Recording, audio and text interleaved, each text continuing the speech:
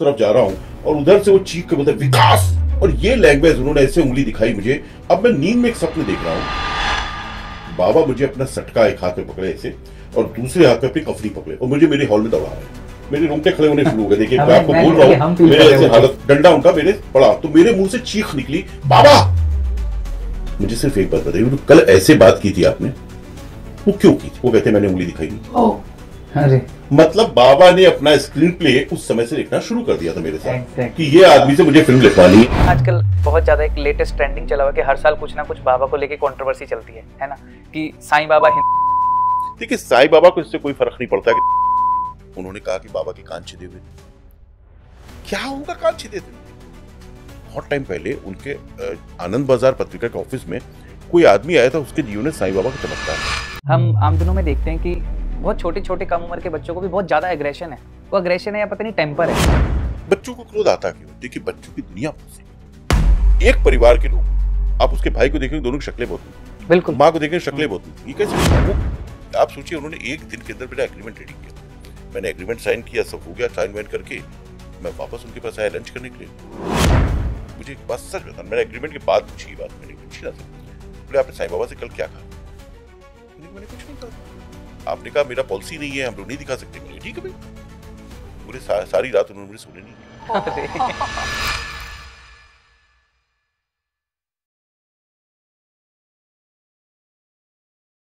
Om Sai Ram, welcome back to our channel. आज हम आपसे मिलवाने वाले हैं बहुत ही जाने माने महानुभाव मिस्टर विकास कपूर जी, जिनको गॉड्स ऑन राइटर का खिताब टाइम्स ऑफ इंडिया पर मिला और शिरडी साईं बाबा मूवी के लिए उनको प्रेसिडेंट अवार्ड मिला। इसके साथ साथ वह बाबा के अनन्य भक्तों में से एक हैं। तो आज हमारे साथ है विकास कपूर जी, जो हमारे साथ बाबा की ढेर सारी लीलाएं शेयर करेंगे और उसके साथ बाबा के जीवन के ऊपर उन्होंने जितनी बुक्स लिखी हैं और जो सीरियल लिखा है उसके बिहाफ पे हम उनसे जानेंगे बाबा के हिस्ट्री के बारे में और बाबा की बहुत सारी अनसुनी बातें जो आज विकास कपूर जी हमारे साथ शेयर करने वाले हैं। ओम साई राम विकास। ओम साई राम। साईं बाबा के बारे में क्या बात शुरू करें? हम सबके मन में अगर कोई बसा हुआ है तो वो मेरे साईं है, और साईं से जो मेरा साक्षात हुआ वो एक दिलचस्प कथा है मेरे जीवन की। मैं 1994 में बॉम्बे आया अपने शहर कानपुर से, और बॉम्बे आने के बाद मैं जो उत्तर प्रदेश का था, राम कृष्ण शिव मेरे आराध्य देव थे, उन्हीं की आराधना पूजा किया करता था। मैंने अपने जीवन में साईं बाबा का बहुत ज्यादा नाम नहीं सुना। बॉम्बे आने के बाद मेरे कई मित्रों ने मुझसे कहा, लेकिन मेरा कोई इंटरेस्ट नहीं था कि मैं शिरडी जाऊं, बाबा से मिलूं। ऐसी भावना इसलिए नहीं थी। गुरुओं के पास जाने का हमेशा सौभाग्य होता है, तभी आप जाएंगे, बड़े पुण्य किए होंगे तब गुरु आपको बुलाता है। लेकिन मुझे आवश्यकता नहीं लग रही थी, क्योंकि मेरे आराध्य देव राम जी, कृष्ण जी, शिव जी, हनुमान जी, सबके संग अच्छी खासी जीवन चल रहा था। एक मेरे मित्र हैं बंबई में जिनका नाम है कमल अदीब, बहुत अच्छे एक्टर हैं, बहुत सारी फिल्मों में आपने उनको देखा होगा। एक बार जोर जबरदस्ती से मुझे वो शिरडी ले गए। अच्छा लगा, पर इतना अच्छा नहीं लगा कि मैं बाबा के चरित्र को पढ़ने लगूं या उनका दीवाना हो जाऊं, उनका भक्त बन जाऊं। बात आई गई हो गई, कई साल बीत गए। मेरा एक शो चल रहा था 1998, ओम नमः शिवाय, डीडी पे बड़ा हिट शो था और मैं उसको लिख रहा था। तो उन दिनों उस शो में एक ट्रैक चल रहा था जिसमें किशोरी शहाणे, मराठी की बहुत बड़ी एक्ट्रेस हैं, हिंदी फिल्में भी बहुत सारी की और टीवी में बहुत नोन एक्ट्रेस हैं किशोरी जी। तो एक दिन मैं सेट पे था, मेरे पास आई, बोले विकास जी मुझे आपसे मिलना है और मेरे हस्बैंड एक्चुअली आपसे एक मीटिंग करना चाहते हैं। मैंने कहा ठीक है, वजह क्या है? तो बोले मेरे हस्बैंड दीपक बलराज विजय, जिन्होंने माधुरी दीक्षित को भी पहला ब्रेक दिया है और बहुत बड़े डायरेक्टर हैं, वो एक फिल्म बना रहे हैं, उसके सिलसिले में आपसे मिलना चाहते हैं। देखिए मैं आया यहाँ पर टीवी के लिए, बहुत सारे टीवी शोज कर चुका था उस समय तक, और फिल्में करने का शौक या फिल्में करने का ड्रीम हर इंसान के अंदर जो इस इंडस्ट्री में काम कर रहा है उसके अंदर होता है। तो अगले दिन का समय निश्चित हो गया और मैं किशोरी और दीपक से मिलने के लिए निश्चित समय पर उनके ऑफिस पहुंच गया। ये एक मैंने अपनी किताब साईं की आत्मकथा जो लिखी उसमें भी वाक्य को लिखा है, क्योंकि ये साईं बाबा के पास पहुंचने का किस्सा है। मैं कैसे बाबा को जाना, तो मैं जब उनके ऑफिस पहुंचा तो एक मेज थी, दीपक जी उनके पीछे बैठे हुए थे, बगल में उनके किशोरी जी बैठी थी, और इधर एक सज्जन बैठे हुए थे जो अपने मोबाइल पे कुछ तो कर रहे थे, कुछ टाइप कर रहे थे, क्या कर रहे थे। ना दीपक जी ने मेरा उनसे इंट्रोडक्शन करवाया, ना उनसे मेरा हेलो हुई। वो अपनी बैठे अपने काम कर रहे और मैं सामने जाके बैठ गया 10 मिनट 5 मिनट दीपक जी ने अपना पूरा कॉन्सेप्ट बताया कि मैं साईं बाबा के ऊपर फिल्म बना रहा हूं, और मेरा जो पूरी परवरिश हुई है, मेरी जो संस्कार है वो बहुत धार्मिक है। मैंने बचपन से धर्म को बहुत समझा जाना, पर मैंने साईं बाबा को कभी पढ़ा ही नहीं था। तो मैंने बड़ी विनम्रता से कहा, दीपक जी ये मुझसे नहीं हो पाएगा, मैंने पढ़ा नहीं है, मेरा अभ्यास नहीं है। तो दीपक जी को लगा शायद पैसे वैसे की वजह होगी कुछ, इतने बिजी राइटर हैं, ओम नमः शिवाय लिख रहे हैं, जब तक व्रत लिख रहे हैं। उन दिनों मेरा एक सहारा टीवी पे भी शो चल रहा था, ओम नमो नारायण, 3 शो कर रहे हैं शायद। तो उन्होंने मेरे पैसे बोले कि आप जो इच्छा हो मांग लो, पैसे आपको देंगे, लिखना आपको है। मैंने आपके वो किशोरी जी कर रही हैं और मैंने आपके एपिसोड्स देखे, बहुत अच्छा लिखते हो आप। मैंने कहा नहीं, इसके लिए धन्यवाद, लेकिन मेरी परेशानी पैसे की नहीं है, मेरी परेशानी है अभ्यास की, मैं नहीं जानता उनके बारे में।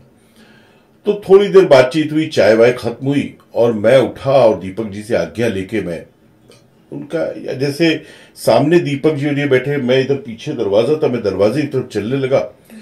अब तक वो सज्जन जो तीसरे बैठे थे, जिनसे मेरा हेलो भी नहीं हुआ था, परिचय भी नहीं था, वो अचानक, मैं पीठ पे था, मेरी बैक टू कैमरा, आप समझ लीजिए उस तरफ जा रहा हूं, और उधर से वो चीख कर बोलते विकास, और ये लैंग्वेज उन्होंने ऐसे उंगली दिखाई मुझे, ये फिल्म तुम लिखोगे। और मैं टर्न करके, अब देखो मैं हूं कानपुर का, जहां गंगा जमुना का पानी मैंने पिया है, मैं दबने वाला इंसान नहीं हूं, और निडर हूं, बचपन से ही बहुत निडर हूं।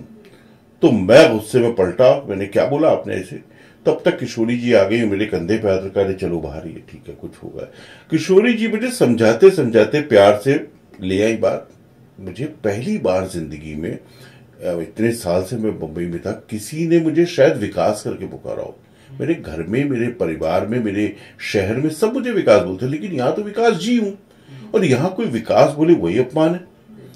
तो मुझे बड़ा फील हुआ। मैं कार पे बैठा, ड्राइवर से कहा घर चलो, ड्राइवर भी समझ गया मेरा मूड कुछ अपसेट है, तो ले आया घर। मैंने आपकी पत्नी से कहा अपनी कि भाई बहुत खराब आदमी एक मिला, ऐसा ऐसा हुआ, ऐसा, छोड़ो उसको, तो मैं अपने काम करने मैं लग गया, क्योंकि मेरे पास में 3 शोज चल रहे थे, मैं काम करता हूं। और मेरी एक दिनचर्या है, मैं रात में 4, साढ़े 4, 5 बजे सोने जाता हूं, क्योंकि रात में मैं काम करता हूं, दिन भर मीटिंग्स ये वो, तो काम करने का मौका नहीं मिलता है। और इतना सारा लिखा है, अप्रोक्सीमेटली 7500 आवर्स के प्रोग्राम, मैंने एंटरटेनमेंट प्रोग्राम लिखे हैं अपनी कलम से। तो एवरी टाइम मेरे पास काम का लोड रहता है, तो काम के बीच में मीटिंग नहीं हो सकती है, मीटिंग होगी तो कॉन्सेंट्रेशन नहीं बनेगा। तो जब मोबाइल बंद हो जाता है, जब लोग सो जाते हैं, तब मैं जागता हूं। तो उस दिन भी वैसे ही हुआ, मैं 4, साढ़े 4 बजे, करीब 4 बजे तक मैंने काम किया, और मैं आके अपने बेडरूम में लेटा, 5 मिनट में नींद आ गई। अब मैं नींद में एक स्वप्न देख रहा हूं कि मेरे घर के हॉल में बाबा मुझे अपना सटका एक हाथ में पकड़े ऐसे, और दूसरे हाथ में अपनी कफनी पकड़े, और मुझे मेरे हॉल में दौड़ा रहे हैं, और मैं भाग रहा हूं लिटरली। मुझे वो मेरे रोंगटे खड़े होने शुरू हो गए। देखिए मैं आपको बोल रहा हूं, मेरे ऐसे हालत हो रही है, मुझे याद आ जाता है।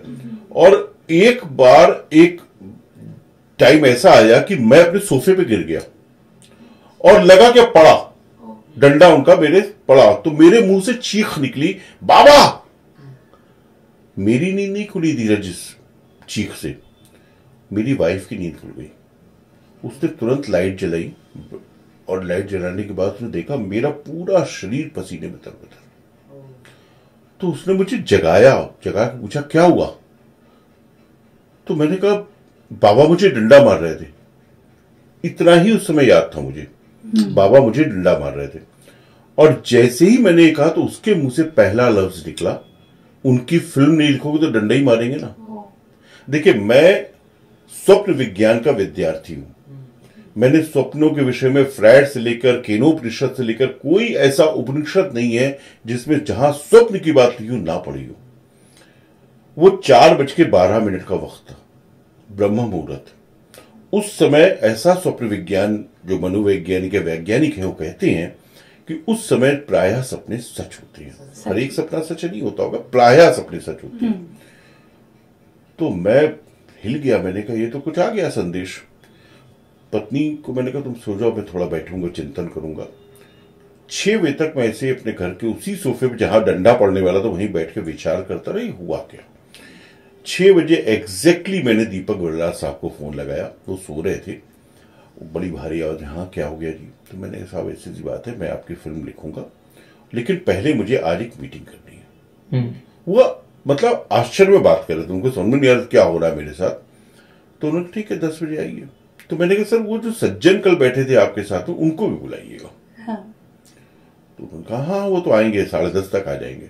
आप बिलीव करेंगे धीरज जी, कविता जी, मैं 9:05 पे दीपक के ऑफिस में, मैं वो आदमी हूं, पूरी इंडस्ट्री में मेरे बारे में पता कर लो, मैं 12 बजे सो के उठता हूं।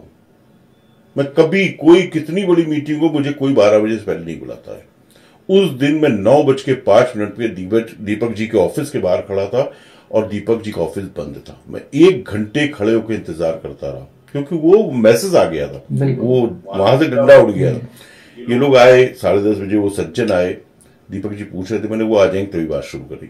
चाय वाय हो गई, वो सज्जन आए तो मैंने उनसे पहला प्रश्न पूछा कि भाई साहब आप मुझे सिर्फ एक बात बताइए, जो कल ऐसे बात की थी आपने वो क्यों की थी? आपको, मुझे और उनको खुद भी आज 2 आदमी विटनेस है, किशोरी जी और दीपक जी। वो कहते मैंने उंगली दिखाई नहीं। अरे मतलब बाबा ने अपना स्क्रीन प्ले उस समय से लिखना शुरू कर दिया था मेरे साथ कि ये आदमी से मुझे फिल्म लिखवानी है और ये मैसेज इसको दे रहा हूं, मान जाए नहीं तो फिर बताता हूं। बिल्कुल। अब देखिए मैंने दीपक से एक बात कही, पैसे वैसे छोड़ दो, मुझे पैसे से जो देना नहीं देना मत देना, मैं फिल्म लिख रहा हूं। मेरी एक छोटी सी रिक्वेस्ट है, मुझे 1 महीने के लिए शिरडी में रहने की व्यवस्था कर दो। अब वो जो सज्जन थे वो खुद प्रोड्यूसर थे, उनका नाम है श्री औशिम खेत्रपाल। तो उन्होंने तुरंत कहा कि सर आप आज ही शिरडी जाना हो चाहो, मैं वहां होटल बुक कर देता हूं, आप जाके आराम से। तो मैंने नहीं, मुझे 2-3 दिन लगेंगे यहाँ का काम वाम समेट के। और मैं शिरडी गया, 1 महीने वो जो बाबा के साथ रहा, वो 1 महीना शिरडी में जो मैंने बताया, वहां की धूल जो मुझे मिली, वहां के कण जो मुझे मिले, वहां का जो भोजन मिला, वहां का जो प्रेम मिला, उसने मुझे सच में मेरे अंदर एक लौ जगाई साईं बाबा की। और फिल्म लिखी काफी सफल हुई, काफी जगह बार बार, आज भी आप उसको हॉटस्टार पे हर थर्सडे वो पिक्चर आती है, एवरी टाइम। सुधीर दलवीज फिल्म आपने देखी होगी जरूर सबने। जी सर। और उस फिल्म को रिलीज हो गई, बिजनेस हो गया, पैसे आ गए, सब हो गया, नाम मिल गया। उसके बाद उसको राष्ट्रपति पुरस्कार मिला, और वो पुरस्कार जो आज तक सिर्फ मदर टेरेसा को मिला, national integration award by president of India. और वो अवार्ड मिलने के बाद मुझे बाबा का पूरा मैसेज समझ में आया कि मैं तुझे यश देना चाहता था और तू यश लेने से भाग रहा, इसलिए डंडा उठा। उसके बाद तो फिर इतनी घटनाएं मेरे जीवन में साईं बाबा के संग बीती कि मैं बताना शुरू करूं तो शायद ये पॉडकास्ट मेरी घटनाओं से ही खत्म हो जाएगा। तो एक और बड़ी इंटरेस्टिंग घटना कि मैं अभी मेरी ये बुक, जिसके लिए आपने शुरू में कहा, ये बुक पब्लिश हो रही है कैकई। मैंने इस बुक को, ये बुक है कैकई, मैंने इस बुक को 2002 में लिखना शुरू किया, मतलब आज से लगभग 21-22 वर्ष पहले। और पहला ड्राफ्ट मैंने 2010 में इसका कंप्लीट कर लिया।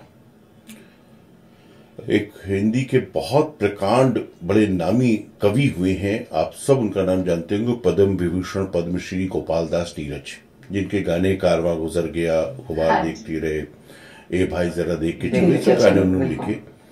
तो नीरज जी को मैंने एक किताब भेजी कि भाई आप इसकी भूमिका लिख दो। तो नीरज जी ने पूरी किताब पढ़ी और एक बड़ा खूबसूरत सा पत्र मुझे भेजा और कहा कि ये क्रांतिकारी बुक है, इस किताब को पढ़ने के बाद लोग कैकेयी के चरित्र को आदर देने लगेंगे। ये उनके लिख के उन्होंने मीडिया में डॉक्यूमेंटेड है, जो इस किताब में छप भी रहा है। लेकिन 2012 आते आते मुझे पता नहीं क्यों लगने लगा कि नहीं, ये किताब में भी बहुत काम बाकी है, इसको पब्लिकेशन में नहीं जाना चाहिए। और मैं एक बार फिर से विचार करने लगा कि क्या नया लिखा जाए। तो वो विचार विचार चल रहा था और एक रात मुझे मेरी पत्नी, मेरे बच्चे सब, मेरा बेटा मेरे कानपुर शहर गए हुए थे अपने घर और मैं बॉम्बे में अकेला था। तो उस रात मुझे बाबा ने एक स्वप्न दिखाया और स्वप्न दिखाने के बाद उन्होंने मुझसे कहा या नहीं कहा या दिखाया कि मेरे इस चरित्र पे कुछ काम होना चाहिए।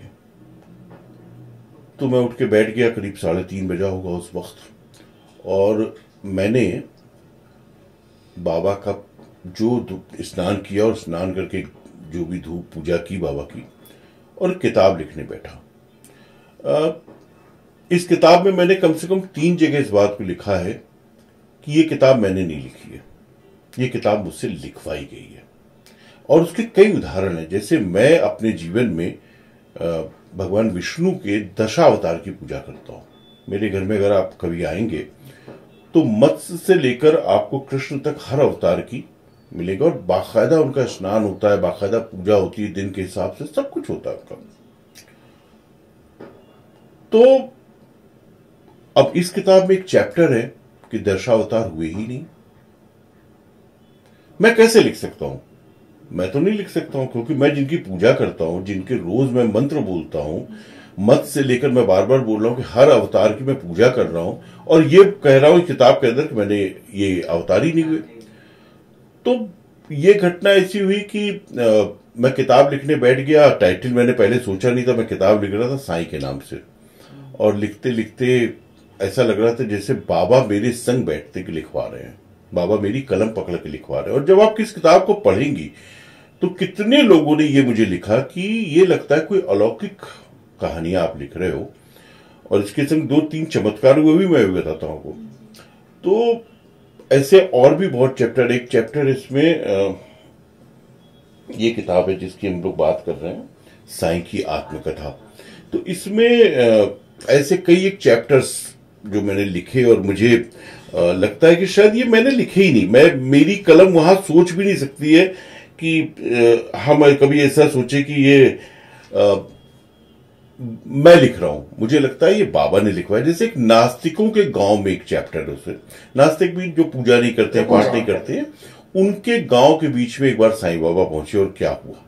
तो ये घटना तो कोई चश्मदीद देख सकता है जो उसने साक्षात किया उस घटना का। मैं वैसे कैसे लिख पा रहा हूं? तो मुझे ये आभास हो रहा था बार बार कि ये घटना लिखवाई जा रही है, बाबा कलम पकड़ के लिखवा रहे हैं। और जैसे मैंने आपसे वो दशावतार के बारे में कहा, और भी बहुत सी ऐसी बातें थी इस किताब के अंदर जो शायद मेरा पुरुषार्थ नहीं था, मेरी कलम नहीं थी, ये किसी और की कलम थी। ये उनका आशीर्वाद, ये उनका आदेश था, उन्होंने मेरी कलम पकड़ ली थी। किताब छप गई, और किताब छपने की भी दिलचस्प कथा थी, वो बहुत लंबी, उसको नहीं सुनाते हैं। किताब स्टर्लिंग प्रकाशन दिल्ली ने छापी, और छपने के बाद ये किताब को लेकर काफी लोगों के संग कुछ घटनाएं घट रही थी।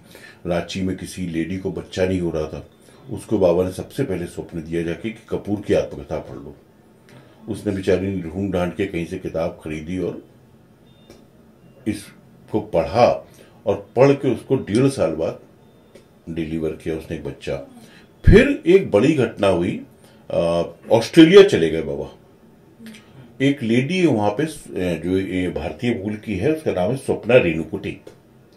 तो स्वप्ना बहुत वेल टू डू लेडी थी, बहुत पैसा वैसा था, लेकिन सडनली उसकी लाइफ में बहुत सारी परेशानी आ गई, और बहुत सारा उसका पैसा गवर्नमेंट ने सीज कर लिया। उसके हस्बैंड की तबीयत खराब थी, तो वो बाबा की भक्ति और हमेशा बाबा साईं साईं साईं साईं साईं जपा करती थी। और किसका सहारा लेंगे? जब हमने आपको माना है तो आपको ही पुकारेंगे। तो वो बेचारी बाबा को पुकारती थी स्वप्ना। 2016 में एक रात 2:35 पे उसको ऐसा लगा उसके गार्डन, घर का जो गार्डन था, उससे कोई उसको पुकार रहा है। वो सो रही थी, वो उठ के गई, ड्रीम में गई या कैसे, वो ड्रीम है शायद, ड्रीम में गई, और वहां उसने देखा साक्षात साईं बाबा खड़े हैं, और बाबा ने उससे कहा कपूर की आत्मकथा पढ़ो। अब वो लेडी हार्डकोर इंग्लिश जानती है, हिंदी नहीं जानती है, फिर भी वो नेट पे आई, उसने कपूर की आत्मकथा ढूंढना शुरू किया। कपूर की आत्मकथा कहां से मिलेगी? नाम तो है साईं की आत्मकथा। तो बहुत परेशान होने के बाद उसने ये जोड़ लगा लिया कि साईं की आत्मकथा बाई विकास कपूर, उसने जोड़ लगा लिया। अब जोड़ लगा लिया और वो अमेजोन पे बुक करने ऑर्डर गई तो किताब अनअवेलेबल, क्योंकि उसका 5वां एडिशन छप रहा था। अभी जो मेरे हाथ में आप देख रहे हैं ये 8th addition of this book है। आजकल किताबें बिकती नहीं है, लेकिन मैं कहता हूं मेरे साईं की किताबें बहुत बिकती हैं। तो वो बेचारी परेशान हो गई। उसने मुझे वहां से एक ईमेल किया जिसमें ये सारी घटना, ये देखिए ये स्वप्ना का ईमेल है, आप लोग इसको बाद में स्कैन कर लेना अपने ऑडियंस को दिखाने के लिए। उसने पूरी घटना, बाबा कैसे मेरे पास आए, कैसे कहा कपूर की आत्मकथा लो, और फिर जब मुझे किताब अमेजोन पर नहीं मिली तो मैंने कपूर साहब को मेल किया और उन्होंने, अब चूंकि पब्लिशर पास बुक नहीं थी तो मेरे जो अपने पब्लिशर कॉपीज मिलती हैं 10-15, उसमें एक कॉपी थी, सिंगल कॉपी मेरे पास भी बची थी, मैंने वो कॉपी भेज दी। मैंने कहा यार वो पहुंच गए, अभी मैं किताब ना भेजूं तो पता लगा फिर डंडा लेके आ जाएगी, उनका तो कोई भरोसा नहीं। सही बात। तो मैंने तुरंत अपने खर्चे से किताब वहां भेज दी। अब देखिए उसको किताब, वो भी उसने मेल पे लिखा है, किताब उसको थर्सडे को मिली और वो हिंदी नहीं पढ़ना जानती है। अब उसके लिए फिर वही पोजीशन की, यार करूं तो क्या लाचारी। बट सेम टाइम उसको एक हिंदी टीचर मिली जो सिडनी में हिंदी पढ़ाती थी बच्चों को। उसने ये बात ले लिया कि साहब मैं आपको पढ़ के सुना दूंगी। तो उसने विद इन 7 डेज, इस थर्सडे से उस थर्सडे उसने उसको किताब सुना दी। और जिस दिन किताब खत्म हुई उस समय सुबह के 10:30 लिखा उसने, 10:30 बजे थे और 12:30 बजे उसकी 85% गवर्नमेंट प्रॉब्लम सॉल्व हुई, मेल आ गया उसको। अब इससे बड़ा चमत्कार तो मैं समझता हूँ संसार में कोई बताएगा, और ये डॉक्यूमेंटेड है, किसी ने सिडनी से लेटर भेजा है मुझे। एग्जैक्टली। तो ये सब घटनाएं हुई। इसके सिलसिले में एक चीज और हुई कि ये किताब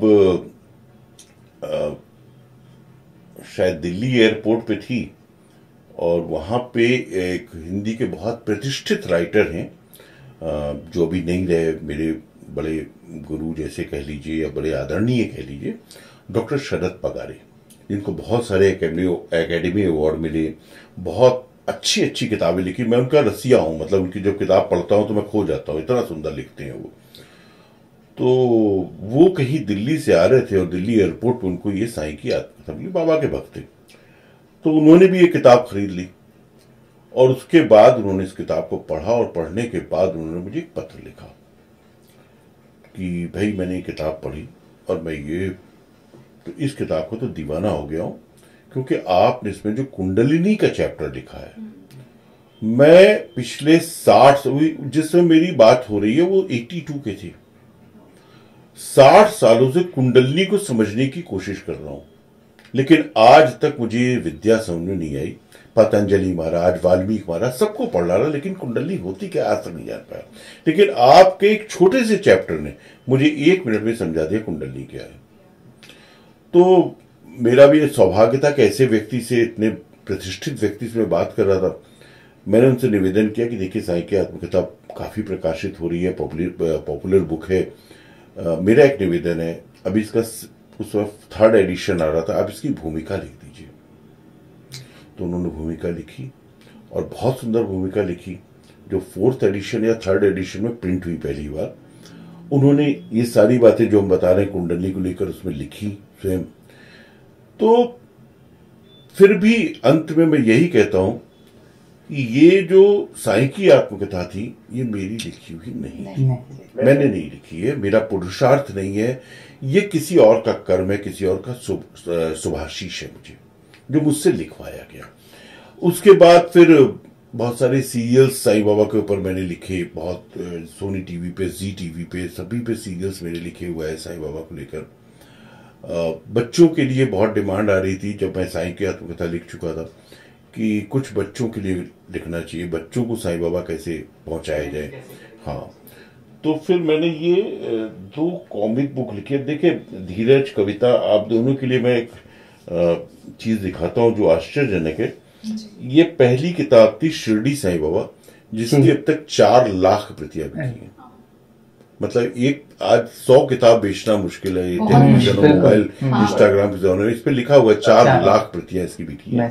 उसके बाद एक और सेकंड पार्ट इसका आया जिसकी 1 मिलियन कॉपी अभी तक बेची है।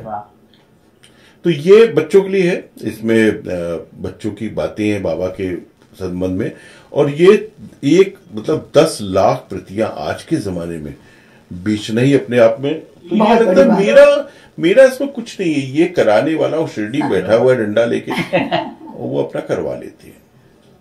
मतलब साईं जरिया बनाते हैं हमेशा। हाँ, बाबा बेसिकली आपको चुन लेते हैं और आपको चुनने के बाद वो दिखा देते हैं कि तुम्हें इस रास्ते पे बढ़ना है। बाबा का सबसे इम्पोर्टेंट जो मुझे लगता है वो काम यही है कि वो आपके मार्गदर्शक हैं, आपका रास्ता दिखाने वाले हैं। आपको किस रास्ते पे बढ़ना है वो बाबा पहले से जानते हैं, तो वो आपको उस रास्ते की तरफ बढ़ा देते हैं। पहले प्यार से बताते हैं, नहीं समझ आए तो वो उठाते हैं, डंडा उड़ जाता है उनका।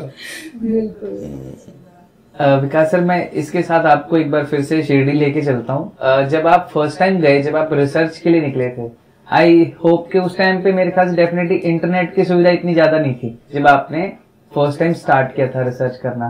तो जो 1 मंथ आपने वहां पे बिताया, देखिए मैं जब शुरू में गया शिरडी, तो मेरा इनिशियल 3-4-5 दिन तो सिर्फ एक बाबा से कनेक्शन बनाने की कोशिश थी, जो रामकृष्ण हनुमान शिव से मेरा बना हुआ था बचपन से, क्योंकि वो बचपन से, हाँ, वो संस्कार थे। तो बाबा से कनेक्शन बनाने के लिए मैंने सबसे पहला काम यह किया कि मैं बहुत सारा समय मंदिर में बिताने लगा। और वो समय इतना मंदिर का ऐसा था नहीं जैसा आज की हालत है, इतनी क्राउड है। और क्राउड क्यों ना हो, क्राउड तो आएगा, पूरे लोगों को कृपा मिलती है तो भीड़ आती है। तो उस समय इतनी भीड़ नहीं थी, सब लोग मुझे 2 दिन में जान गए, काफी लोग मुझे हेल्प कर रहे थे, मैं वहीं बैठता था, बाबा को देखता रहता था। और धीरे धीरे वो एक अटैचमेंट, वो बॉन्डिंग, वो प्रेम, वो आस्था, वो समर्पण मेरे भीतर बाबा को लेकर जागने लगा। मैंने काम कोई शुरू नहीं किया, मैं सिर्फ बाबा से मिल रहा था, बाबा से जुड़ रहा था। फिर मेरी मुलाकात हुई, सबसे पहली मुलाकात हुई, आप लोगों ने अगर साईं बाबा का चरित्र पढ़ा होगा तो महालसा पति जी का नाम जरूर सुना। जी बिल्कुल। महालसा जी वो व्यक्ति जिन्होंने साईं बाबा को साईं नाम दिया। उनकी चौथी पीढ़ी दीपक नागरे, दीपक जी से मेरा संपर्क हुआ वहीं पे। और दीपक जी के संग मैंने थोड़ा सा होटल में इधर उधर खाते पीते समय बातचीत करना, उनको समझने की कोशिश की, क्योंकि उसमें महालसा पिता जी का संस्कार थे। तो उनसे मुझे बहुत सारी चीजें पता लगनी शुरू हुई। फिर मैंने दीपक जी से कहा कि बाबा के शिरडी में जितने परिवार है, देखिए बाबा के परिवार किसको कहते हैं, बाबा का अपना तो कोई परिवार था नहीं, विवाह तो किया नहीं। तो जो लोग बाबा से डिवोटी थे, बाबा के जो लोग वहां रहते थे शिरडी में, कुछ ऐसे 30-35 परिवार हैं जो बाबा के लिए कुछ ना कुछ करते थे। जैसे आपने बहुत लोगों का नाम सुनोगे, तात्या का परिवार, वायजाबाई के बेटे थे वो, फिर श्यामा का परिवार, ऐसे कुलकर्णी, बाकी बहुत सारे परिवार थे जो बाबा से बहुत समीप का संपर्क, बहुत सारे से, जैसे लक्ष्मीबाई के परिवार से आज भी बाबा का खाना बन के आता है, खिचड़ी बन के आती है, आज भी बाबा भोग लेते हैं, उन्हीं के घर का लेते हैं। तो ऐसे परिवारों से मैंने उनसे रिक्वेस्ट की कि मुझे मिलवाओ। और जब मैं उन परिवारों के बीच में जाना शुरू हुआ, उन परिवारों से बातचीत जाननी शुरू हुई, उन परिवारों के अनुभव जानने शुरू किए, तो मुझे अपनी फिल्म दिखने लगी कि मेरा ये कैरेक्टर होना चाहिए, ये होना चाहिए, ऐसे रहे होंगे बाबा। क्योंकि मेरी सबसे बड़ी समस्या थी बाबा को पोइट्री कैसे करूं। मूर्ति देके पोइट्री नहीं किया सकता है, पढ़ के किया सकता है, उनके चरित्र को समझ के किया सकता है। तो बहुत सारे लोगों से मैंने मुलाकातें की उस दौरान, और मेरा सौभाग्य था कि मेरी फिल्म में पांडुरंग दीक्षित साहब म्यूजिक दे रहे थे। पांडुरंग दीक्षित साहब वो व्यक्ति थे, जब वो 4 साल के थे तब साईं बाबा ने उनको गोद में लिया था। तो मेरी उनसे मुलाकात हुई, मैंने उनसे कहा कि ऐसा ऐसा है, मैं कुछ तैयारी करता हूं।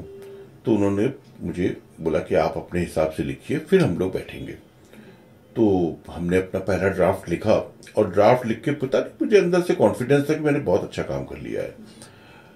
तो एक भय होता है कि अब जब हम कोई भी नया काम करते हैं तो मुझे बहुत डर लगता है, पता नहीं सामने वाला सुनेगा क्या कहेगा। तो मैंने दीपक जी को फोन किया और औशिम जी को फोन किया और पांडुरंग जी को फोन किया कि भाई ये हो गया, लेकिन मैं इसको सुनाऊंगा अपने घर पे। तो वो लोग बोले ठीक है, हम लोग खाना खाएंगे। आइए खाना भी खाइए। तो ये सारी टीम हमारे घर पहुंची, और अगर जिसने भी फिल्म देखी वो फिल्म हमारी एक कमेंट्री से शुरू होती है।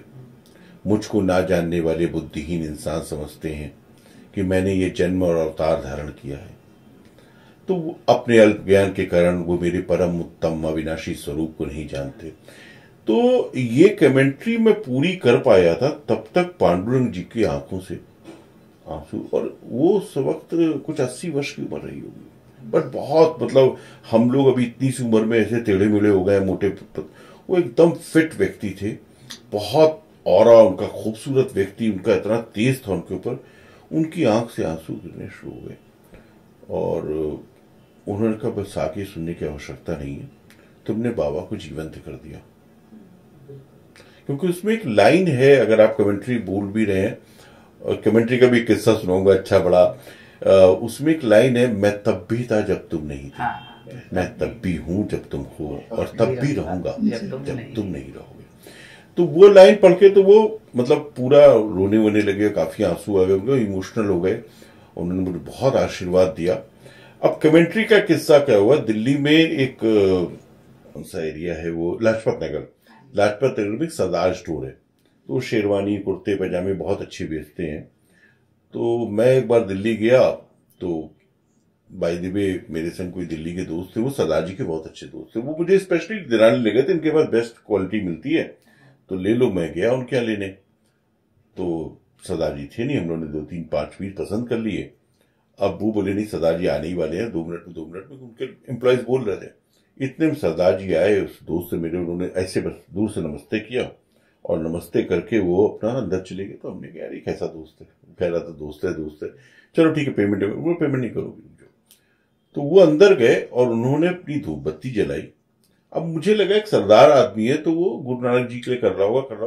गुरु नानक जी के बगल में उसने साईं बाबा की एक तस्वीर लगाई हुई थी, और जैसे ही उनकी धूप बत्ती जली उन्होंने टेप ऑन कर दिया। अब मेरी लिखी हुई कमेंट्री बोली जा रही है। अरे वाह, बात था जो मैंने अपनी लाइफ में देखा है, कभी भी ऐसे एक्सपीरियंसेस होते हैं। और कमेंट्री पे पूरी उन्होंने धूप बाबा को दिखाई, पूरा दिया दिखा लिया, पूरी कमेंट्री चलती रही और पूरा हो गया। उसके बाद उन्होंने पूजा पाठ कर लिया, फिर इलायची दाने का प्रसाद हमको भी दिया, उसको भी दिया, और बैठिए। तो मेरे दोस्त ने कहा सर आप ये क्या कर रहे थे? बोले मैं तो रोज ये पूजा करता हूँ, तो ये बाबा के शब्द सुनता हूँ, क्योंकि ऐसे हैं लगता है मैं मेरे बाबा बोल रहे हैं। तो उन्होंने कहा ये इन्होंने लिखे। और सर आप धीरज बिलीव करोगे, उस आदमी ने कुछ 18,000 रुपए का पेमेंट था। हम लोग परेशान हो गए, उसने पैसे नहीं लिए। मैंने कहा सर, मैं बोले आप एक काम करो, पास में कौन सा मंदिर है दिल्ली में, कौन सा मंदिर है साईं बाबा का बड़ा, लोधी रोड मंदिर में चली जाओ, वहां दान कर दो, मैं पैसे अब आपसे नहीं लूंगा जी। तो वो आस्था है, भक्ति है, लोगों की प्यार है, और वो इस कमेंट्री के संग वाक्य हुआ। तो ऐसे बहुत सारे वाक्य जीवन में होते रहे, और बाबा मुझे आज भी, अभी भी, और हर पल ऐसा लगता है कि मेरे साथ हैं। हर पल मुझे ऐसा लगता है कि मुझे रास्ता दिखा रहे हैं। और सच बात, मैंने जैसे शुरू की बात कि मैं तो, मेरे आराध्य तो शिव जी थे, राम जी थे, तो मुझे ऐसे अनुभव बाबा ने कराए कि राम, शिव और साईं में एक जर्रे का भी अंतर नहीं है, सब एक है। और ये आप कभी साईं की आत्मकथा पढ़ेंगे तो ये आपको एक चैप्टर मिलेगा कि भगवान है कौन। बहुत लोगों के मन में सवाल होता है कि भगवान कहाँ है, क्यों है, कैसे। उस किताब में एक चैप्टर मिलता है कि भगवान कौन है। विकास सर, यहाँ पे मैं एक चीज ऐड करूंगा आपसे कि जैसे कि हम देखते हैं ना आजकल बहुत ज्यादा एक लेटेस्ट ट्रेंडिंग चला हुआ कि हर साल कुछ ना कुछ बाबा को लेके कंट्रोवर्सी चलती है ना, कि साईं बाबा हिंदू मुसलमान, आजकल तो ये प्रूफ करने में लगे हुए हैं सब। तो मुझे ऐसा लगता है कि जितनी गहराई में आपने बाबा को समझा है, उनको लिखने के लिए, उनके बारे में जो आपने बुक लिखी, जो आपने रिसर्च करी, तो आप इस चीज़ पे थोड़ा व्याख्या दें कि बाबा को जो इस तरह से कंट्रोवर्सी में लाया जाता है हर साल, और फिर वो सब शांत हो जाता है, फिर कंटिन्यू नॉर्मल स्मूथ लाइफ रहती है, बट बार बार ये हिंदू मुसलमान का लाना, इसमें क्या चीज़ है? थोड़ा तर्क इस पे क्लियर करें प्लीज। मैं कुंडली का विद्यार्थी हूँ, और कुंडली पे मैंने बहुत सारा काम किया। अपनी युवावस्था में मुझे क्रोध बहुत आता था, लेकिन कुंडली का काम करते करते मैंने अपने क्रोध को शांत कर लिया। और मुझे नहीं याद है कि पिछले 30-35 सालों में मुझे कभी किसी ने भी क्रोध करते देखा हो, गुस्सा होते हुए। छोटी बात पे भी गुस्सा नहीं होता हूँ। मुझे चीजें खराब लगती हैं तो थोड़ी देर बोल देता हूँ ऐसे नहीं करना चाहिए, फिर सामान्य हो जाता हूँ। और ये जो मैंने अपने भीतर परिवर्तन पाया वो कुंडली की वजह से पाया। लेकिन जब कोई व्यक्ति साईं बाबा जैसे चरित्र के विषय में हिंदू मुसलमान का प्रश्न उठाता है तो मुझे क्रोध आता है। क्रोध इसलिए नहीं आता है कि वो गलत कह रहा है कि सही कह रहा है। मैं एक प्रश्न पूछना चाहता हूं आज पूरे देश से, या जो भी लोग हिंदू मुसलमान का प्रश्न बाबा को लेकर, साईं बाबा को लेकर उठाते उनसे। इस पूरे संसार में 7 अरब लोग रहते हैं, 7.5 होंगे। 7.5 अरब लोगों में आप एक व्यक्ति इंसान बता सकते हो? आप बता सकते हो कि कोई इंसान है इस संसार में? कोई हिंदू है, कोई मुसलमान है, कोई सिख है, कोई ईसाई है, कोई बौद्ध है, कोई जैनी है, क्या क्या है? एक इंसान है। और देखिए मजे की बात क्या है कि हर धर्म, जितने भी रिलीजन है, वो मानवता की बात कर रहे हैं। बिल्कुल। वो ये कह रहे हैं कि वासुदेव कुटुंबकम, वो कह रहे हैं कि इंसान बन जा। अगर आप इस्लाम का सूफीज्म पढ़ेंगे तो वहां पे सिर्फ इंसानियत की बातें हैं। और एक इंसान बन के आ गया तो आपको उसके संग परेशानी है। अरे एक आदमी को इंसान क्यों नहीं मान लेते हो भाई? नहीं है हिंदू मुसलमान, नहीं है बौद्ध जैनी, नहीं है सिख, नहीं कोई है, वो इंसान है। अब देखिए क्या हो रहा है, ये इसके पीछे कारण है। ये जो आजकल पहले प्रातः स्मरणीय शंकराचार्य जी, स्वरूपानंद सरस्वती महाराज ने प्रश्न उठाया, ये वहां से प्रश्न उठा। बिल्कुल। और स्वरूपानंद जी का प्रश्न हो या किसी का भी प्रश्न हो, आज हमारे समाज में, कल भी मुझे किसी ने भेजा, मेरे मित्र ने, साईं बाबा मुसलमान थे। ये क्यों हो रहा है? इस पे हमको गहराई पे उतरना पड़ेगा। देखिए साईं बाबा को इससे कोई फर्क नहीं पड़ता कि तुम उनको हिंदू मानो, मुसलमान मानो, इंसान मानो, कोई फर्क नहीं पड़ता। वो सब पर कृपा कर रहे हैं। फर्क उन पर पड़ता है, उनका वजन बढ़ जाता है, उनको एक सिग्निफिकेंस मिलता है। जिस दिन वो साईं बाबा को क्लेम करते हैं ना, वो न्यूज में आ जाते हैं। हाँ। अब देखिए ये गलती जो आज हमारे समाज कर रहा है, ये गलती आजादी से पहले मोहनदास करमचंद गांधी ने की। मैं महात्मा नहीं कहता हूं उनको, मेरे लिए वो महात्मा नहीं हो सकते हैं। राष्ट्रपिता कहना उनको मेरी मजबूरी है, क्योंकि राष्ट्र ने उनको स्वीकार किया राष्ट्रपिता। तो गांधी की गलती क्या थी, वही गलती आज हमारा समाज हो रहा है। कैसे? मैं उसको जस्टिफाइड करता हूं अपनी बात को। आजादी से पहले गांधी ने एक नारा लगाया, हिंदू मुस्लिम एकता। जिस दिन आपने अपने मुंह से हिंदू और मुसलमान की एकता का सवाल उठाया, उस दिन इस देश को 2 जातियों में बांट दिया। आपने क्यों नहीं कहा भारतीय एकता? गांधी को कहना चाहिए था भारतीय एकता की जिंदाबाद को। उसने कहा हिंदू मुस्लिम एकता। और जिस मूवमेंट गांधी ने हिंदू मुस्लिम एकता जिंदाबाद कहा, उस दिन 2 जातियां हो गई देश में।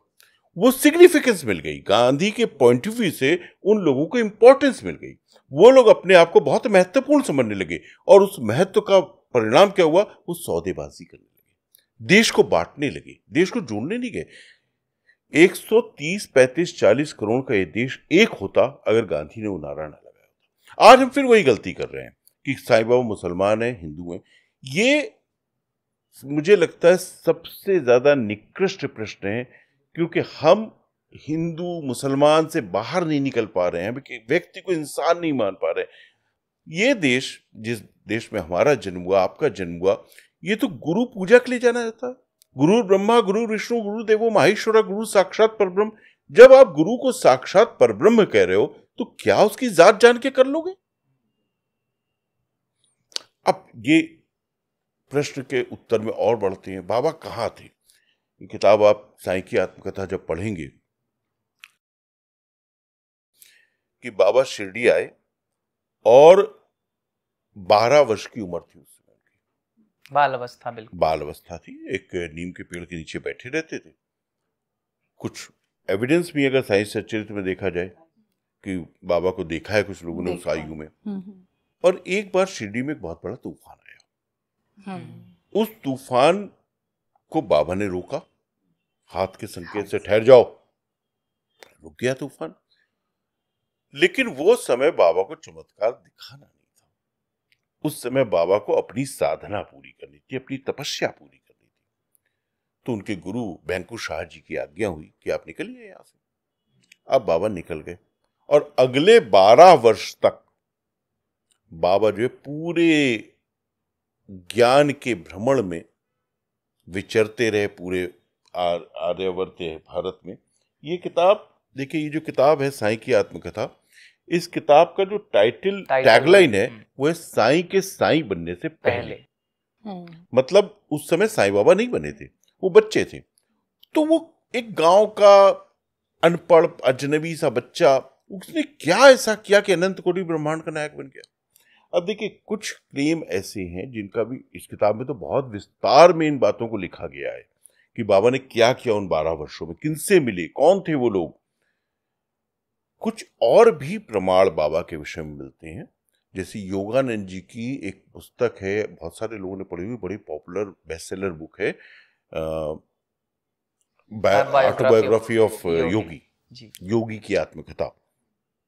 उसमें योगानंद जी शायद तो कहीं पर क्लेम करते हैं कि महाअवतार बाबा से भी बाबा ने दीक्षा ली।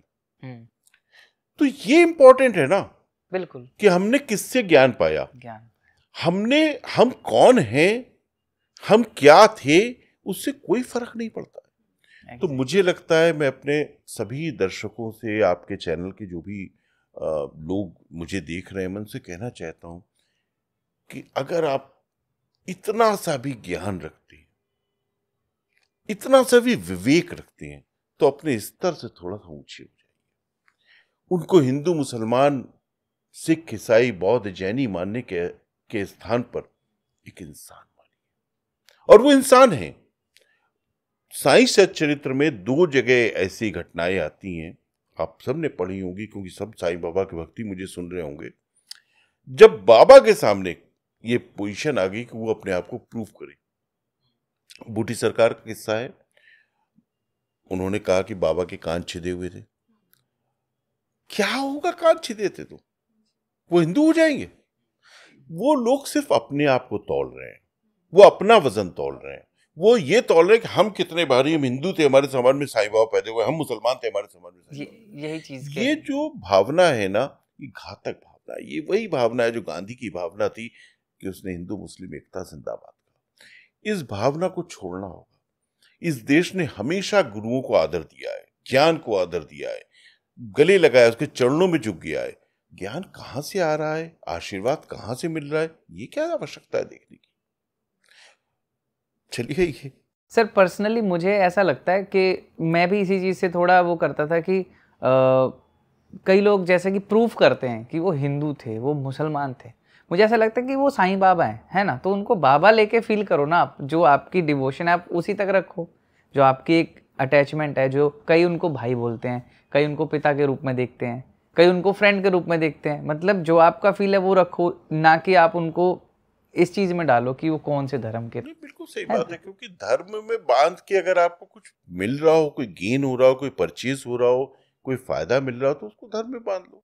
और आज हर छोटे से छोटा भक्त है जो भी बाबा का, उनको साक्षात्कार होता है, तभी आज लाखों की भीड़ शिरडी में होता है। बहुत लोगों को साक्षात्कार होता है, बहुत। मैंने तो चूंकि ऐसे 2 शोज बड़े बनाए। एक सोनी टीवी पे मेरा शो आता था 2006 में, मन में है विश्वास। हाँ जी। उस शो के दौरान मैंने साईं बाबा की बहुत सारी सच्ची कहानियां पढ़ी, और उसके बाद मैंने साईं भक्तों की सच्ची कहानियां एक शो जी टीवी बनाया। तो उस दौरान तो हजारों लेटर्स आते थे बाबा के भक्तों के। एक लेटर की बात मैं यहाँ पर, आपके चूंकि चैनल में आप लोग बात कर रहे हो, वो एपिसोड भी बहुत सारे लोगों ने देखा होगा। मेरा पहला एपिसोड था मन में विश्वास का। आनंद बाजार पत्रिका कलकत्ता से प्रकाशित होती है, और वेस्ट बंगाल की नंबर 1 पत्रिका थी, अखबार था उस समय का। उसके चीफ एडिटर थे राम कुमार भ्रमर। भ्रमर जी एथिक, मतलब बहुत नास्तिक थे, भगवान के नाम की किसी भी सत्ता को स्वीकार नहीं करते थे।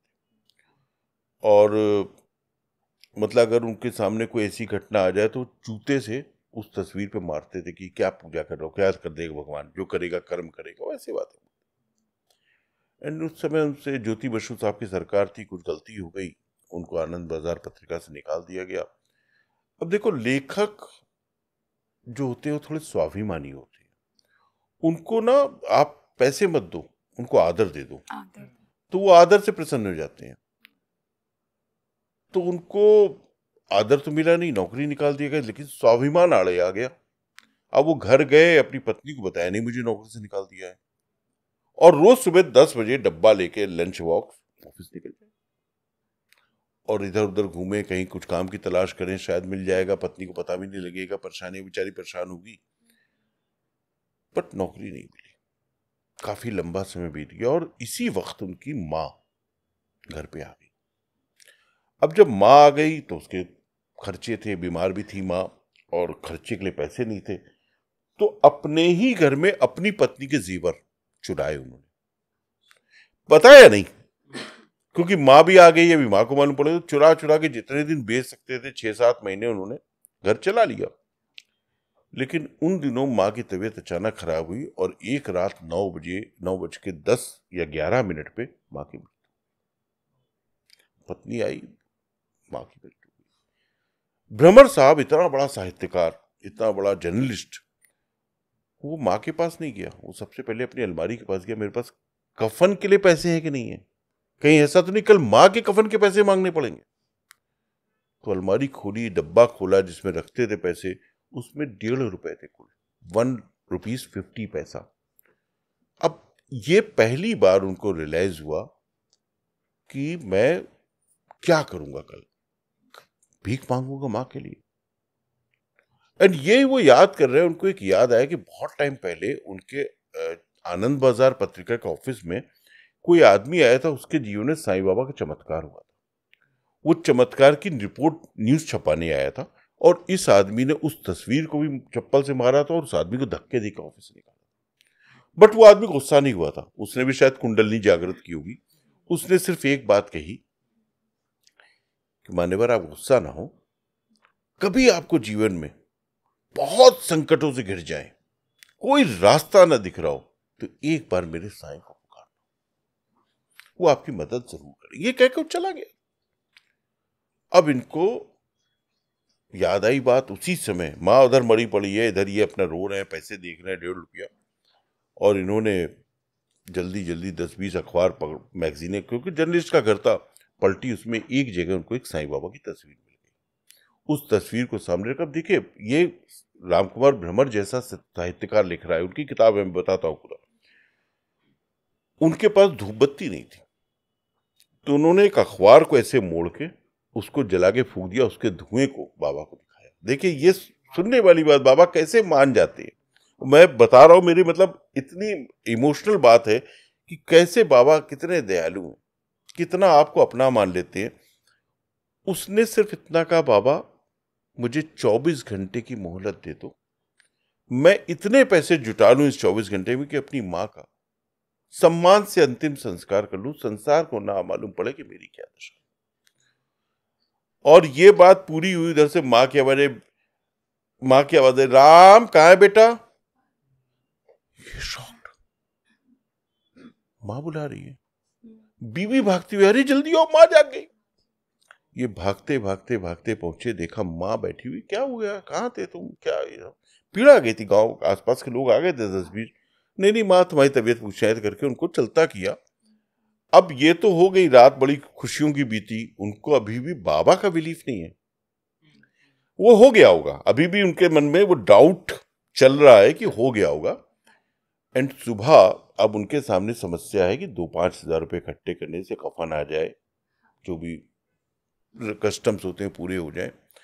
सुबह 10:07 पे रामकुमार भ्रमर की कुंडी कोई खटखटाता है, वो खोलते हैं, सामने पोस्टमैन कर। देखिए आश्चर्य की बात है, ये पोस्टमैन 10:07 पे आ ही नहीं सकता है। हाँ। तो 10 बजे तो पोस्ट ऑफिस में चार्ज लेता है, लेके आते हैं। हाँ। वो लिखते हैं इस बात को, 10:07 पे मेरे दरवाजे की कुंडी कोई खटखटाता है, मैं खोलता हूँ, सामने पोस्टमैन खड़ा है, और वो मुझे 6,500 रुपए का मनी ऑर्डर देता है। अब मनी ऑर्डर किसका है? लखनऊ के एक पब्लिशर से उनका कोर्ट केस चल रहा था, उसने इनके पैसे नहीं दिए थे, वो पैसे उसने कोर्ट केस बंद कर दो, मैं तुम्हारे पूरे पैसे भिजवा रहा हूं। अब ये पहली बार जो रुपए हाथ में आए, तब भी रामकुमार ब्रह्मन साहब को ये रियलाइज नहीं हुआ कि बाबा की कृपा ऐसे आ रही है। तो ला के रुपए माँ के हाथ में रख दिए। तो माँ ने बोला कि, माँ से बोले क्या खाओगी? बोले खाऊंगी कुछ नहीं, ये सामान लेकर मैं संदेश बनाऊंगी। तो माँ ने अपने हाथों से संदेश बनाए सारे घर। वो खुशियों का दिन था। लेकिन जैसे ही रात 9:11 का समय होने लगा, वाइफ फिर दौड़ती हुई आई, माँ की हालत बिगड़ रही है, अभी तो पैसे हैं, डॉक्टर को बुलाओ। तो बोले नहीं, अब डॉक्टर को नहीं बुलाना, माँ का समय पूरा हो गया। ये पहला रियलाइजेशन था उनका। मैंने 24 घंटे का वक्त मांगा था और 24 घंटे पूरे हो रहे हैं। अब वो जाएंगी, पर उनको भेज के हम भी शिरडी चलेंगे। और वही हुआ, माँ की डेथ हुई। माँ की डेथ के बाद ही शिरडी आए, बाबा के दर्शन किए। दर्शन करने के बाद रामकुमार ब्रह्मन ने, जो अभी तक नास्तिक थे, भक्ति के ऊपर कम से कम 14 बुक्स लिखी। और उनके, चूंकि आप लोग नॉर्थ से हैं, जो भी नॉर्थ से होंगे, उन्होंने 7th, 8th, 9th क्लास में भ्रमर गीत अवश्य पढ़ा होगा।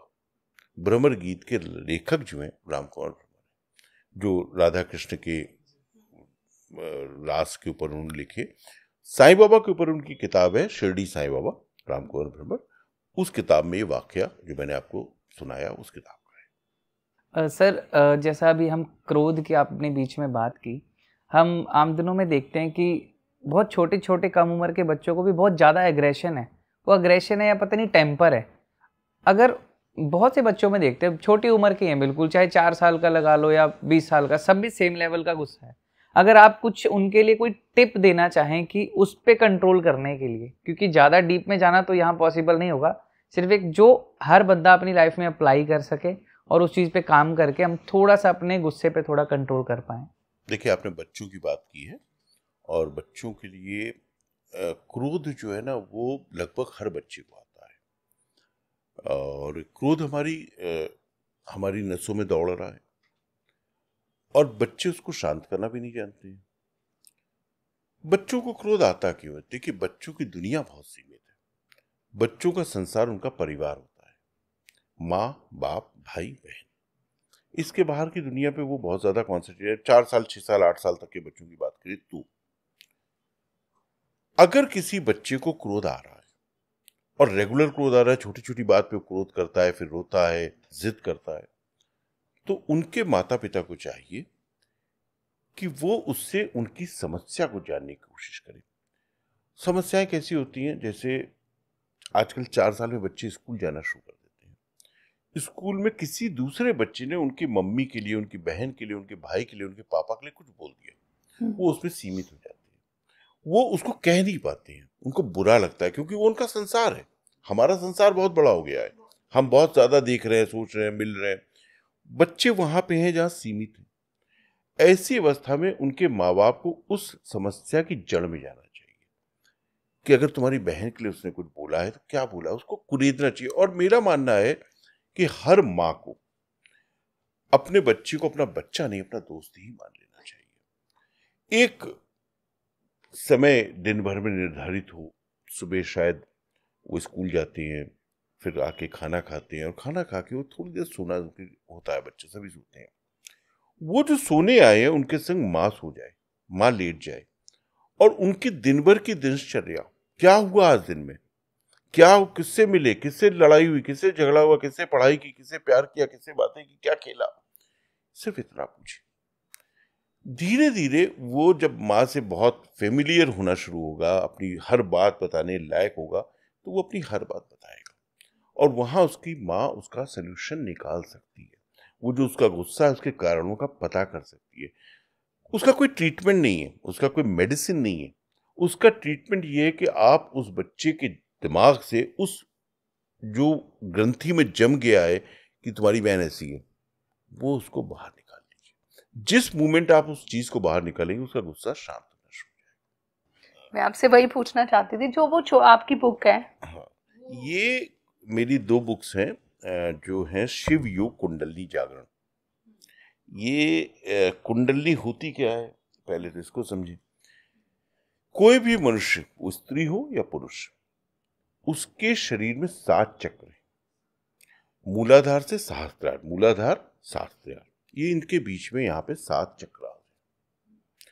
हर चक्र की जीवन में अपनी भूमिका है, लेकिन ये चक्र सुप्त पड़े हुए हैं, सो रहे हैं। और हमारी कुंडलनी जो मूलाधार चक्र में 3 कुंडलनी मार के, जैसे सांप बैठा रहता है ना, सांप गोल, आपने देखा होगा सांप गोल करके अपनी पूरा जो फन है उसको दबा लेता है, सो जाता है, वैसे हमारी कुंडलनी पड़ी है। अब हम साधना से और बहुत सारी विकारों को त्याग के अपनी कुंडली को जागृत करते हैं। कुंडली जागृत कैसे होती? कुंडली तो साधना से जागृत होती है।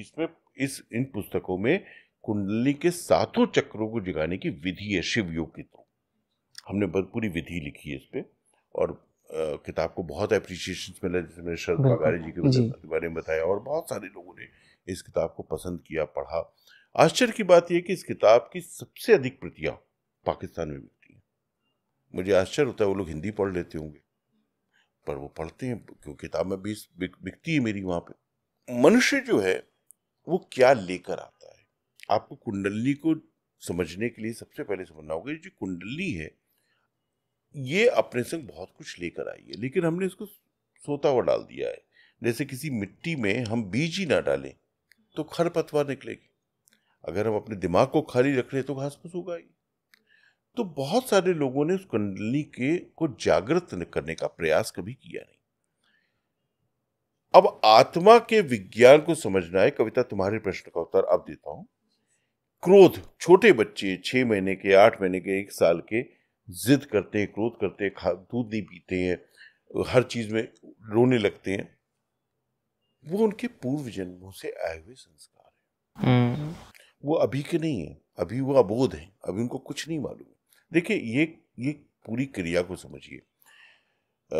भगवान शंकराचार्य महाराज जी कहते हैं कि जब किसी व्यक्ति की मृत्यु होती है तो मृत्यु के समय, आपने कई बार देखा होगा, आपने किसी परिजन की मृत्यु देखा होगा, उसके बाईं तरफ सब लोग बैठते हैं और दाईं तरफ एक दीपक जला दिया जाता है।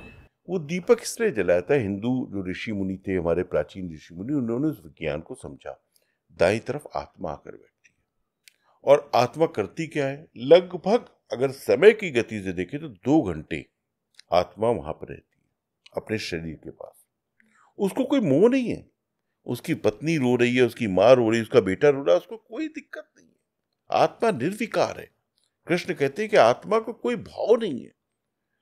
उसका एक काम इन 2 घंटों के भीतर, हमारे ये ऋग्वेद में भी इस बात का उल्लेख मिलता है कि बाएं कान से दाहिने कान के बीच में एक चिप है, स्मृति बिंब, उसको वेदों में स्मृति बिंब कहा गया है। लेकिन आज कंप्यूटर की भाषा में आजकल की यूथ समझे तो चिप, कंप्यूटर चिप जैसे होती है, वैसी चिप है।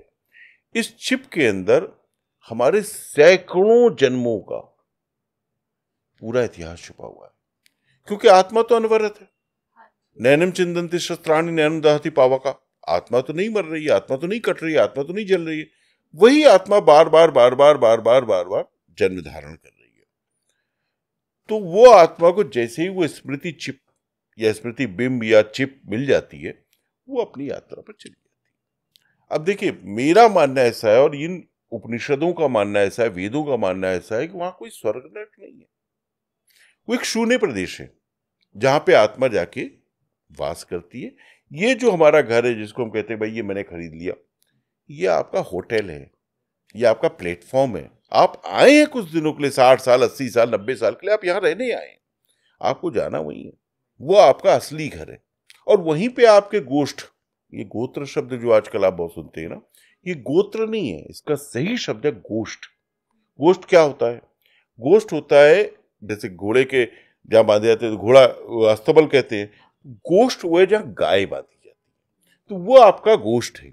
वहां पे आपके परिजन है, आपके अपने लोग। आपने बहुत बार देखा होगा धीरज कि एक परिवार के लोग, आप उसके भाई को देखेंगे, दोनों की शक्लें बहुत मिलती हैं, बिल्कुल। माँ को देखेंगे, शक्लें बहुत मिलती हैं। ये कैसे होता है? वो गोष्ठ है, गोष्ठ के कारण ऐसा हो रहा है। तो वो आत्मा वहां पहुंचती है, और उस समय ही उसके लिए लाइफ आगे की क्लियर कैसे होती है कि उसका एक द्वार है, या उसके जो एंट्री गेट है जहां से वो आत्मा एंट्री कर रही है शून्य प्रदेश में, उसका गोष्ठ उसको रिसीव करने आता है। अगर उसने बुरे कर्म किए होंगे, उसने किसी की कुछ सताया होगा, उसने किसी का आह ली होगी तो उसकी फैमिली का एक भी आदमी लेने नहीं आएगा, वो अकेली रह जाएगी। और फिर वो जाकर एक जगह बैठ जाएगी आत्मा और अपने स्मृति बिंब को खोलेगी और पढ़ेगी कि मैंने क्या किया पूर्व जन्मों में। तो उसको दिखेगा मैंने तो बहुत बड़े कर्म किए हैं। तो वो अपना जन्म डिसाइड करेगी। और अगर उसको ये पता लगा कि उसने बहुत अच्छे कर्म किए हैं तो वो वैसे ही अच्छा जन्म लेगी। अब क्रोध की बात, क्रोध का कई बार ऐसा होता है कि मृत्यु के समय, जैसे मेरे एक मित्र हैं, बहुत सम्मानित प्रोड्यूसर हैं, बहुत अच्छी अच्छी फिल्में उन्होंने बनाई हैं अपने जीवन में। उनके संग बैठा हुआ था, उन्होंने मुझे एक बात बताई कि मेरे दाहिने पैर में सांप के काटने के निशान है, उनके है निशान वो, बट मुझे कभी सांप ने नहीं काटा। और एक साधु महाराज मुझे मिले साउथ इंडिया में, उन्होंने मेरी शक्ल देख के कहा कि तुमको पूर्व जन्म में सांप ने काटा था इसलिए तुम्हारी मृत्यु हुई। अब देखिए, ये पूर्व जन्म में शरीर पे काटा गया निशान, ये आत्मा ट्रेवल करके यहां ले आई। श्री विनोद बच्चन जी उनका नाम है। तो क्रोध भी, अहंकार भी आत्मा अपने संग लेकर आती है। और इसका अभी चूंकि बहुत छोटा है, 1 साल का है, तो उसका कोई उपचार नहीं है। उसकी बात को मान लेना हमारा मजबूरी है, व्यवस्था है और यही आवश्यकता है। पर जैसे जैसे वो बड़ा हो, उसके भीतर 3 साल तक तो कम से कम ये आपको करना पड़ेगा, उसका क्रोध सहना पड़ेगा। 3 साल बाद उसको, आप चूंकि स्वयं साईं बाबा की भक्त है, तो उसको 1 क्षण का, 1 मिनट का, 2 मिनट का, 5 मिनट का सिर्फ ध्यान कराना शुरू करिए। जिस अवस्था में वो ध्यान शुरू करेगा उसका क्रोध शांत हो जाएगा। जैसे वो अपने भीतर झांकने को, ध्यान क्या है, ध्यान को समझना बहुत आवश्यक है, क्योंकि बहुत सारे लोग ध्यान में पता नहीं क्या करते हैं, कहीं तो सो ही जाते हैं मोस्टली। ध्यान मेरी, अगर आप किताबों में ध्यान की पूरी, मैंने काफी बड़ा चैप्टर लिखा है ध्यान के ऊपर। ध्यान अपने आप को जानने की कोशिश। देखिए, हमारा क्या हुआ कि हमारी ये 2 आंखें जिनसे हमको संसार दिखता है, हमारे ऋषि मुनियों ने ये आंखें बंद की और भीतर झांका, तो उन्हें इससे बड़ा ब्रह्मांड अंदर मिल गया। ये जो ब्रह्मांड था जिसको हम देख पा रहे हैं आंखों से, इससे बड़ा ब्रह्मांड हमारे अंदर है। उस ब्रह्मांड के भीतर जब वो घुसे तो उनको आत्मिक शांति मिली, परम ज्ञान मिला, परम संतुष्टि मिली। तो ये ध्यान जो है ना, आपको बहुत विकारों से दूर ले आएगा। तो आप अर्चित के संग भी ये करिएगा। अभी तो छोटा है, अभी तो छोटा, पर ना वही सर टाइमली आता है उसको गुस्सा, एक थोड़े टाइम के लिए, बस पिछले जन्म से लेके ही आया, पिछले जन्म से। वैसे उसे इस उम्र में भी साईं से बहुत प्यार है। हो जाएगा, ठीक हो जाएगा, बहुत ज्यादा ठीक हो जाएगा। सर, कोई आपका रिसेंटली ऐसा एक्सपीरियंस जो आप हमें बताना चाहते हो? साईं बाबा से जुड़े हुए लोग हैं, उनके जीवन में हर दिन बाबा की कोई ना कोई कृपा या बाबा का कोई ना कोई चमत्कार होता है। और वो करते हैं, वो आपके साथ रहते हैं, उनका हाथ आपके सर पे लगा ही रहता है कि मैं इसके ऊपर कुछ कृपा कर दूं। तो ऐसी तो बहुत सारी घटनाएं होंगी जो कल हुई होंगी, परसों हुई होंगी, लेकिन एक बड़ी घटना मैं आपको बताता हूँ। 2016 में मैंने एक शो बनाया, पायलट, अनंत कोटि ब्रह्मांड के नायक साईं बाबा। आई थिंक वो डीडी किसान पे है ना, डीडी। समर जयसिंह, किशोरी शाहने वगैरह सब उसमें एक्टर थे। और वो पायलट मैंने सबमिट कर दिया दूरदर्शन में, बट कई साल तक उस पर कुछ कार्यवाही नहीं हुई। लगभग 2021 में मुझे एक पत्र मिला दूरदर्शन से कि फला दिन इसका एक प्रेजेंटेशन करने आपको दिल्ली आना है। मैं फ्लाई करके दिल्ली गया, तो उस समय वहां पे एक डीडीजी थे, मिस्टर आलोक अग्रवाल IAS। मैं 1:30 बजे दोपहर में पहुंच गया था दूरदर्शन, 11:30 बजे रात में मेरा प्रेजेंटेशन हुआ। तो थोड़ी थकान भी हो जाती है, कोफ्त भी हो रही थी, क्या हो रहा है, पर ठीक है, जो है से है। तो प्रतीक्षा करता रहा। जब मेरा नंबर आया तो मैं गया अंदर, मेरा एपिसोड उन्होंने देखा मेरे सामने बैठ के। तो आलोक जी का पहला रिएक्शन ये था कि मैंने पिछले 30-40 दिनों में 1,500 से अधिक पायलट्स देखे हैं, लेकिन ये पहला पायलट है जिसने मुझे 3 बार रुलाया है। इतना इमोशनल, इतना खूबसूरत ड्रामा आपने लिखा है। तो मैंने थैंक यू सर। फिर थोड़ी देर साईं बाबा की बातें होती रही, शो के ऊपर बातें होती रही, और एंड में करीब करीब 12:20 पे उन्होंने मुझसे बोला, विकास जी सब बहुत अच्छा है लेकिन ये शो हम कर नहीं पाएंगे। मैंने कहा क्या हो गया आलोक जी? बोले नहीं सर, हो कुछ नहीं गया, दूरदर्शन की पॉलिसी नहीं कि साईं बाबा या किसी धार्मिक शो पे काम करे। ठीक है, जब पॉलिसी नहीं तो ठीक है, मेरे पैसे खर्च हो गए थे काफी पायलट बनाने में, जो भी है ठीक है, चलता रहता है लाइफ में। मैं नीचे उतरा तो मैंने ओला बुक की, मेरा होटल शायद दरियागंज में था, नहीं हाँ दरियागंज में रुका हुआ था मैं, तो मैंने ओला बुक की। तब तक वो अपनी गाड़ी लेके पीछे से आए, गाड़ी रोकी उन्होंने, विकास जी आप कहाँ जाएंगे, मैं आपको ड्रॉप कर दूं? मैंने सर मुझे बहुत दूर जाना है, दरियागंज जाना है। बोले इतनी दूर क्यों होटल लिया? मैंने वो एक पुराना होटल है जहाँ मैं हमेशा रुकता हूँ, घर जैसा लगता है। तो वो अपने रास्ते चले गए, मैं अपने रास्ते चले गए। सुबह मेरी 7 बजे की फ्लाइट थी। अब यहाँ से बाबा का चमत्कार शुरू होता है। मैंने फ्लाइट पकड़ी और वो फ्लाइट एयर इंडिया की थी, 1 घंटे शायद लेट हो गई। मैं 11 बजे अपने घर पहुंचा और मैंने बेल दबाई, मेरा फोन बज रहा है। मैंने फोन उठाया तो जो दूरदर्शन का सेक्शन इंचार्ज था, मिस्टर सुखवीर उनका नाम, उनका फोन था। मैंने तुरंत फोन लिया। मैंने सर कहाँ है विकास जी आप? मैंने कहा मैं अपने घर के बाहर हूं, बेल दबाने जा रहा हूं, आप बॉम्बे पहुंच गए? हाँ सर बॉम्बे पहुंच गया। अच्छा ठीक है मैं बताता हूं।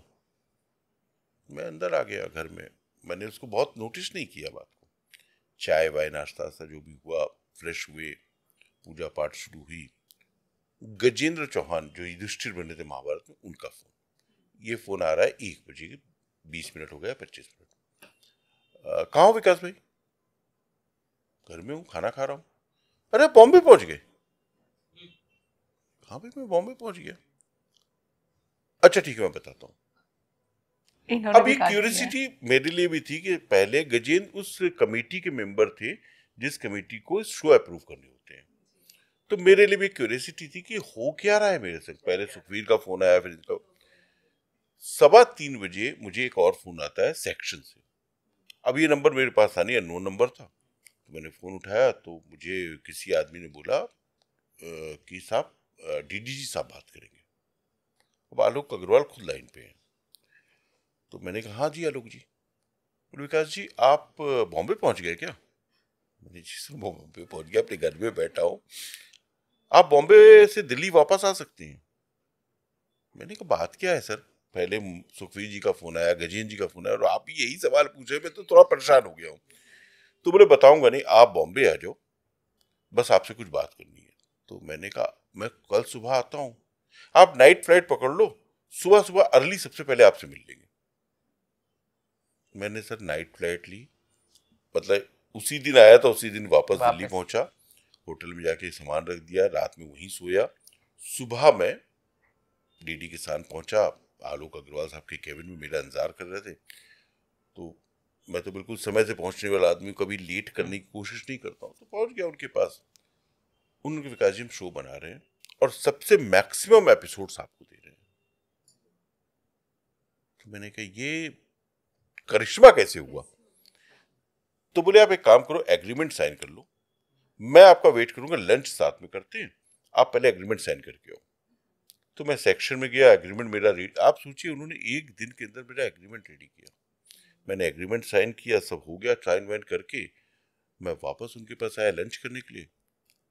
तो उन्होंने कहा आपने मुझे एक बात सच बताना। मैंने एग्रीमेंट के बाद पूछी ये बात। मैंने पूछी ना सर? बोले आपने साईं बाबा से कल क्या कहा था? मैंने कुछ नहीं कहा था। आपने कहा मेरा पॉलिसी नहीं है, हम लोग नहीं दिखा सकते। मैंने कहा ठीक है भाई।